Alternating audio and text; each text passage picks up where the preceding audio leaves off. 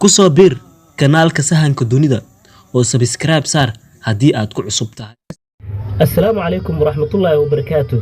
Kadib 3 isbuuc aan habada ka maqnayn dib ayaynu ugu soo laabanay maadaama duruufo jir awgooda aan habada ugu maqnayn.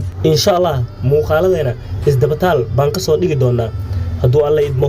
Muuqaalkeena maanta aan guda galno waxaan kaga hadlaynaa Canada. Canada waa waddan ku yaal qaaradda waqooyiga Amerika oo ku fidsan dhul ballaaran oo gaaraya ilaa 9.98 milyan kiiloomitir oo laba jibaaran, taasi oo ka dhigaysa in uu ku jiro kaalinta labaad marka loo eego adduunka.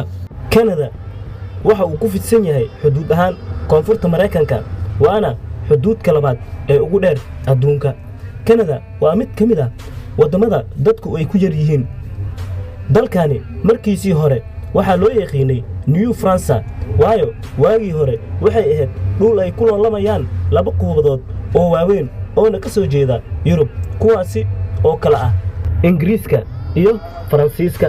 Kadibna magaca Canada dib ayaa loo isticmaalay 1791 kadib markii uu Ingiriiskii jibiyay Faransiiska, sida laga soo xigtay qiyaastii ay sameeyeen qaramada midoobay markii ay ka hadlayeen dadka Canada. Waxay ahaayeen tiro ahaan 32 milyan, taasoo ka dhigtay kaalinta 36 markii loo eego wadamada kale ee gaaraya 193 wadan ee adduunka ka jira.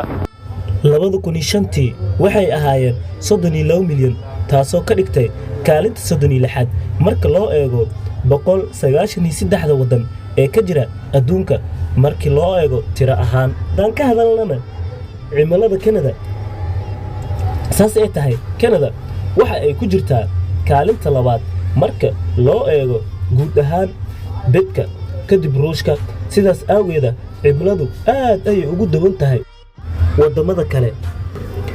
Gobolada Canada waa federaal, waxa ayna ka kooban yihiin 10 gobol iyo 3 dhul, waxaana loo qaybin karaa 4 gobol oo kala ah Western Canada, Central Canada, Northern Canada iyo Atlantic Canada.